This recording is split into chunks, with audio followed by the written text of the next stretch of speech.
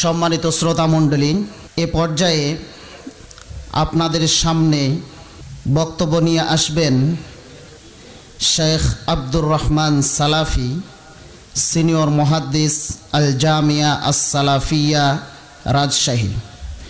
সম্মানিত শেখের আলোচ্য বিষয় আল হুব্বু ফিল্লাহ, আল্লাহর জন্য ভালোবাসা।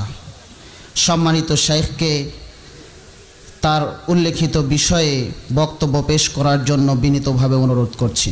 ফালিয়াতাফাদ্দাল মাশকুরা। আসসালামু আলাইকুম ওয়া রাহমাতুল্লাহ। আসসালামু আলাইকুম ওয়া রাহমাতুল্লাহ। গতকালকে থেকে এসে বসে থেকে খাসতে গেছেন মনে হয়, অথবা অমনোযোগী আছেন। হাইয়াকুমুল্লাহ, আপনাদের আল্লাহ দীর্ঘজীবী করুন। ইন্নাল হামদুলিল্লাহ ওয়াসসালাতু ওয়াসসালামু আলা রাসূলিল্লাহ সাল্লাল্লাহু আলাইহি ওয়াসাল্লাম। আউযু বিল্লাহি মিনাশ শাইতানির রাজীম। বিসমিল্লাহির রহমানির রহিম। ফাবিমা রাহমাতিল্লাহি লিনতা লাহুম ওয়া ইন কুনতা ফাদ্দান গালিদাল কলবি লান ফাদ্দু মিন হাওলিক ইলা আখিরিল আয়াহ। وعن أبي هريرة رضي الله عنه قال قال رسول الله صلى الله عليه وسلم إن الله تبارك وتعالى يقول يوم القيامة أين المتحابون بجلالي اليوم أظلهم في ظلي يوم لا ظل إلا ظلي راه مسلم أو كما قال النبي صلى الله عليه وسلم. وعن معاذ بن جبل رضي الله عنه قال سمعت رسول الله صلى الله عليه وسلم يقول قال الله تبارك وتعالى وجبت محبتي للمتحابين فيا والمتجالسين فيا والمتزاورين فيا والمتبازلين فيا راه مالك أو كما قال النبي صلى الله عليه وسلم. সম্মানিত সুধী মণ্ডলী, প্রশংসা মাত্রই সেই মহামহিয়ান গরিয়ান রব্বুল আলামিনের জন্য, যে মহান রব্বুল আলামিন আল জামিয়া সালাফিয়া ডাঙ্গিপাড়া পাবা রাজশাহীর ৬ষ্ঠতম সালাফি কনফারেন্সের দ্বিতীয় দিনে দ্বিতীয় অধিবেশনে উপস্থিত হয়ে কোরআন ও সুন্নাহ থেকে আলোচনা করার ও শোনার সুযোগ করে দিয়েছেন। সেই মহান শাহনশার শাহী দরবারে জানায় লাখো কোটি শুকরিয়া। সকলে বলুন আলহামদুলিল্লাহ। অতঃপর নির্যাতিত নিষ্পেষিত মাজলুম মানবতা সৈয়দুল মুরসালিন খাতামুন নবীন রাহমাতুল লিল আলামিন নবিকুল শিরোমণি আম্বিয়াকুল শিরভূষণ সৈয়দুস সাকালাইন ইমামুল হারামাইন সাহেবে কিবলাতাইন মুহাম্মদুর রাসূলুল্লাহ সাল্লাল্লাহু আলাইহি ওয়াসাল্লামের প্রতি অগণিত দুরূদ ও সালাম রহমত ও বরকত বর্ষিত হোক। সকলে সংক্ষিপ্ত দুরূদ পাঠ করি সাল্লাল্লাহু আলাইহি ওয়াসাল্লাম। আরও একবার বলি সাল্লাল্লাহু আলাইহি ওয়াসাল্লাম। কুল মুমিন মুমিনাত মুসলিম মুসলিমাত ভাই ও বোনদের রুহের মাগফিরাত কামনা করি। যারা ইহ জগৎ ত্যাগ করে পরলোক গমন করেছেন তথা আলামে বারজাক কবরে যে অবস্থান করতেছেন, আল্লাহ তাদের সকলের রূহগুলোকে মাফ করে দিয়ে জান্নাতুল ফিরদাউসকে তাদের ঠিকানা বানিয়ে দেন। সকলে বলুন আল্লাহুম্মা আমিন। সম্মানিত সুধী মণ্ডলী, আল হুব্বু ফিল্লাহ সম্পর্কে কয়েক মিনিটে আপনাদের সামনে সংক্ষিপ্ত আলোচনা রেখে আমার আলোচনা শেষ করার চেষ্টা করব। আমা তৌফিক ইল্লা বিল্লাহ আলাইহি তাওয়াক্কালতু ওয়া ইলাইহি উনীব। সম্মানিত সুধী মণ্ডলী, আল্লাহ তাবারক ওয়া তাআলা নবী মুহাম্মদ সাল্লাল্লাহু আলাইহি ওয়াসাল্লামকে বলতেছেন ফাবিমা রাহমাতিল্লাহি লিনতা লাহুম, আল্লাহ রহমতে তুমি তাদের জন্য কমল। ওয়া ইন কুনতা ফাদ্দান গালিদাল কলবি লান ফাদ্দু মিন হাওলিক, যদি তুমি রূঢ়ভাষী হতে, অশ্লীল ভাষী হতে, তোমার আচরণ যদি রূঢ় হতো, অসহনশীল হতো, লাং ফাদু মিন হাওলিক, তাহলে তারা তোমার আশেপাশে থেকে সবাই সরে যেত, পালিয়ে যেত, তোমার কাছে কেউ আসতো না। সম্মানিত সুধী মণ্ডলী, আল্লাহ তাবারক ওয়া তাআলা নবী মুহাম্মদ সাল্লাল্লাহু আলাইহি সাল্লামকে তার উম্মতের জন্য কমল বানিয়ে দিয়েছিলেন। সবাই মনে করতেন নবী মুহাম্মদ সাল্লাল্লাহু আলাইহি সাল্লাম আমাকেই সবচাইতে বেশি ভালোবাসেন, এটা সবাই মনে করতেন। সম্ভবত হুদায়বিয়ার যুদ্ধে কয়েকদিন যুদ্ধের পরও যুদ্ধে বিজয় লাভ করতে পারছেন না। নবী সাল্লাল্লাহু আলাইহি সাল্লাম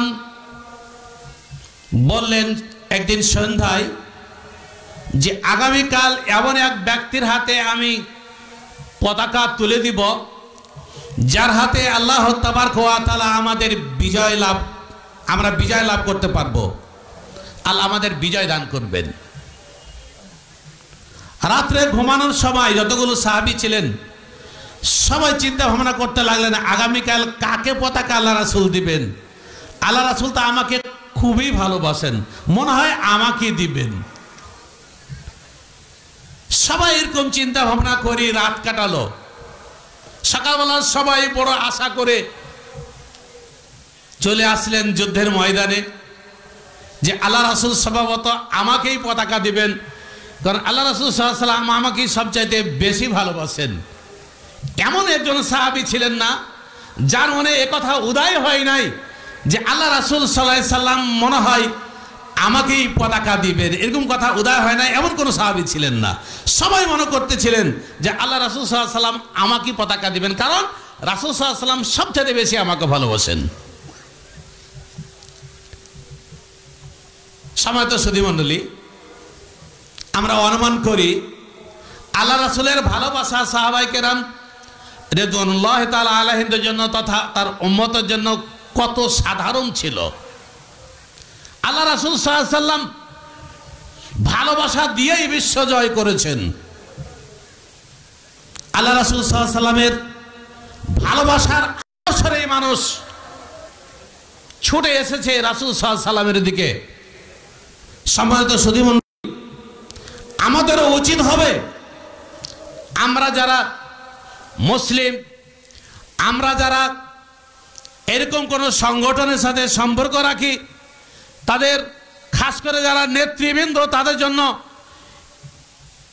এই সিফাত, এই গুণ থাকা আবশ্যক হবে যাতে করে সব অনুসরণকারীরা অনুসারীরা মনে করে যে আমাদের নেতাজি আমাকে সবচাইতে বেশি ভালোবাসে, বিধায় এই আমাদের এই সংগঠন হবে অত্যন্ত মজবুত এবং এই সংগঠনের মধ্যে কোনো প্রকারের ফাটল ধরবে না। সম্মানিত সুধী মণ্ডলী,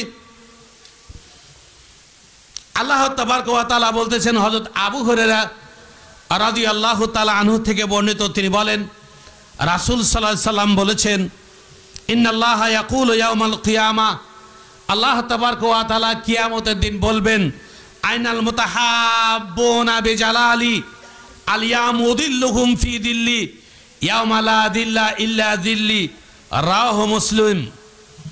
রাসূল বলবেন, আমার সম্মানের জন্য যারা একে অপরকে ভালোবাসে তারা আজ কোথায়? আজকে আমি তাদের আমার ছায়াতলে আশ্রয় দান করব। আজকে এমন একটা দিন যে আমার নির্দিষ্ট ছায়া ছাড়া, আরশের ছায়া ছাড়া অন্য কোনো ছায়া নাই।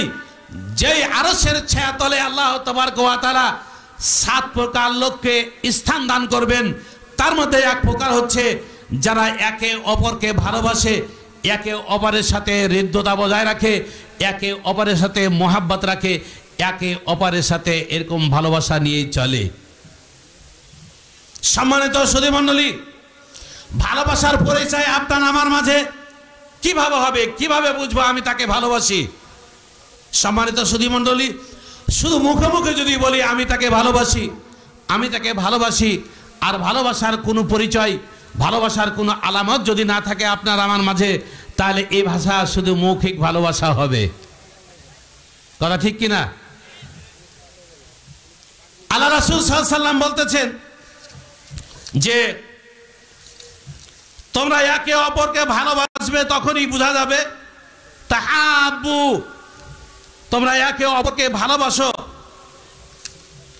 রাসূল বলতেছেন তাহাদু তাহাব্বু, একে অপরকে গিফট করো, উপহার দাও, তাহলে তোমাদের মাঝে একে অপরের সাথে ভালোবাসার সৃষ্টি হবে। সম্মানিত সুধীমণ্ডলী, সফরে এসেছেন, বাড়িতে ফিরে যাবেন, বাড়িওয়ালি আপনার জন্য অপেক্ষা করতেছেন, আমার জন্য কিছু নিয়ে আসতেছে। আপনার ছেলে মেয়ে আপনার জন্য অপেক্ষা করতেছে, আমার জন্য কিছু নিয়ে আসবে। জি, আপনার বন্ধু বান্ধব আছে কিছু, তারা হয়তো মনে করতেছে যে ভাই আমার গিয়েছে, আমার জন্য কিছু নিয়ে আসবে। সবার জন্য সব কিছু নিয়ে যাবেন। আপনার বন্ধুর জন্য কিছু না পারলেও এক শিশি আতর নিয়ে যাবেন, যে তাকে দিবেন, সে অত্যন্ত খুশি হবে, সে মনে করবে সত্যি সত্যি সে আমাকে ভালোবাসে। সম্মানিত সুধীমণ্ডলী, আল্লাহ রাসূল সাল্লাল্লাহু আলাইহি সাল্লাম আরো বলেছেন যে হযরত আবু হুরায়রা রাদিয়াল্লাহু তাআলা আনহু থেকে বর্ণিত, তিনি বলেন নবী সাল্লাল্লাহু আলাইহি সাল্লাম বলেছেন তাহাদাউ ফাইনাল হাদিয়া তাযহাবু ওয়াহারাতা সাদরি ওয়ালা তাহকিরান্না জারাতাল লিজারাতিহা ওয়ালাউ শিক্কি ফিরসেনে শাতিন রাহু তিরমিজি। হযরত নবী করিম সাল্লাল্লাহু আলাইহি সাল্লাম বলতেছেন তোমরা একে অপরকে গিফট দাও, একে অপরকে হাদিয়া প্রদান করো।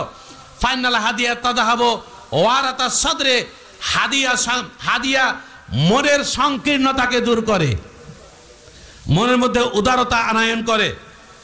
সম্মানিত সুধীমণ্ডলী, এরকমভাবে একজন আরেকজনকে হাদিয়া দিতে হবে, গিফট দিতে হবে, তাহলে আমাদের মধ্যে ভালোবাসার সৃষ্টি হবে, আমাদের মধ্যে অন্তরঙ্গ সৃষ্টি হবে, একে অপরের ভালোবাসা আছে এটা প্রমাণ হবে। সম্মানিত সুধীমণ্ডলী, ভালোবাসা কেমন ছিল তার একটা উদাহরণ সাহাবায়ে কেরাম রিদওয়ানুল্লাহি তাআলা আলাইহিমদের জীবনী থেকে আপনাদের বলে আমি আমার কথা শেষ করব ইনশাআল্লাহ। সম্মানিত সুধীমণ্ডলী,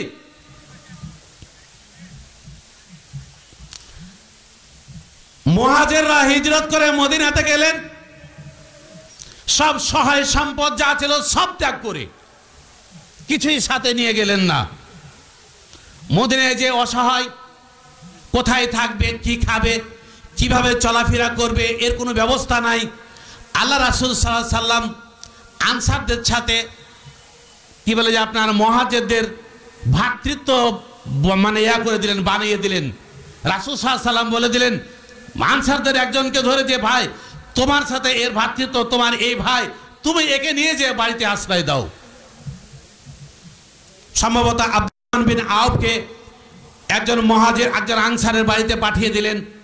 আনসারি ব্যক্তি আব্দুর রহমান বিন আওফকে বলতেছেন ভাই রাসূল সাল্লাল্লাহু আলাইহি সাল্লাম যখন বলে দিয়েছেন আপনি আমার ভাই, তখন আমার যত সম্পদ আছে সব সম্পদ আপনার জন্য আমি ভাগাভাগি করে দিলাম, 50-50 করে দিলাম, হাফাহাফি করে দিলাম, আপনি এই আমার সম্পদের অর্ধেকখানে আপনি ব্যবহার করেন।